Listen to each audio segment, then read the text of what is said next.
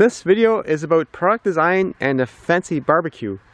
A friend went vegan, so he didn't need this fancy barbecue anymore, so he offered it to me for free, and I'm like, what a cool barbecue. I mean, somebody really upped the design of barbecues for this one.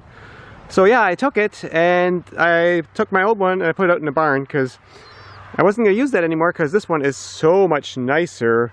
I mean, look at that nice design on there, and it's got the thing for hanging the tongs off of, and here's the burner. It's much better built than one of these, so I was super impressed with it until I decided to use it. So the first thing I noticed when using it is, okay, I gotta take the lid off, and oh, where do I put this greasy lid? There's no place to put it. They've since changed the design so at least it's hinged, although with a big round lid like this, hinging it is not as easy as it is with just a plain rectangular one like this. Next thing I noticed is it's got the two concentric burners, and the heat on this is a little bit uneven. There's a bit of a hot zone right above the burner, and the burner is fairly close to the grill.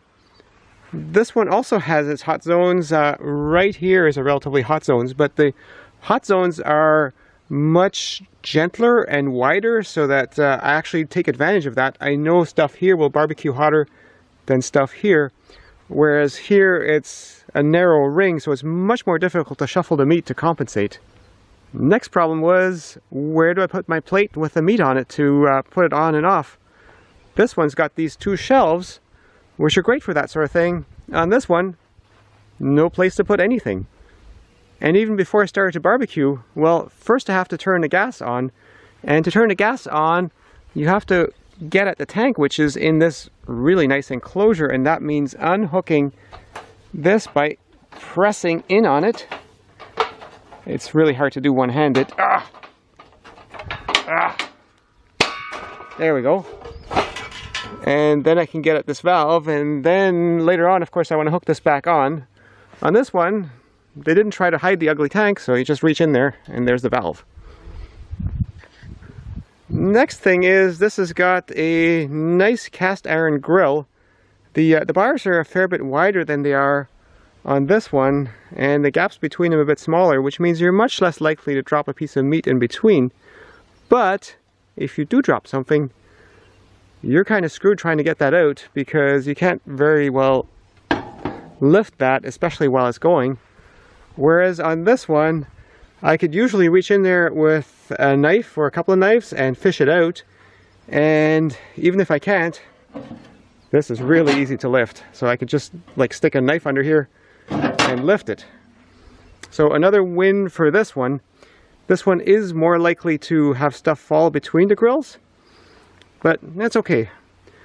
It also has much narrower bars on here, which I actually think is an advantage, because you get less surface to clean compared to the wider grills on this one. And the next issue is with the burners, because you can either turn on both burners, or I think just the outside one. So you can't really have a small zone, whereas on here you just have left and right burners, and if I'm only barbecuing like two small pieces of meat, I'll typically just do these on the right side or on the left side. Again, this crappy cheap one has got the advantage over the fancy design one. And then, when you want to put it away, this thing, you can roll it very easily, even on the grass, by just picking up on one side, and you can roll it. Because these wheels, they work surprisingly well, because they're not casters or anything like that. This one, good luck trying to roll that on anything other than a smooth deck, because it's got these casters that are quite small, and the barbecue is very narrow, whereas on this one you pick it by the handle here, and so you've actually got quite a bit of distance, so you can comfortably pull it. Not this one. This one only works on a smooth deck. And then when you want to put it away, it's good to push it under the eave of the house, which this one, because it's a fairly narrow unit, this way works much better than this one being round. It just doesn't go against the wall very well. So why am I ranting about this barbecue? Well, clearly I don't think it's a very good barbecue, but this isn't actually about barbecues. It's about fancy design and conventional design. Because a lot of times the conventional design actually has been optimized over time, and there's a reason they all look kind of like this, because that turns out to be a very good design. And in this one, they really went fancy. I mean, this is the kind of barbecue I think an architect would buy. Whereas if an engineer just wants to barbecue a steak, you get this thing for $100. And an architect would get this thing for $400. And, well, to me, if you build a barbecue like this, but with a build quality of this, you might be able to get 1.5 times as much money for it, maybe twice as much, not 4 times as much. So you really have to up the ante on the design, and that can have the unfortunate consequence of making a product that actually isn't as good. So after having used this one once, I decided I hate it, and I'm going to go back to this one.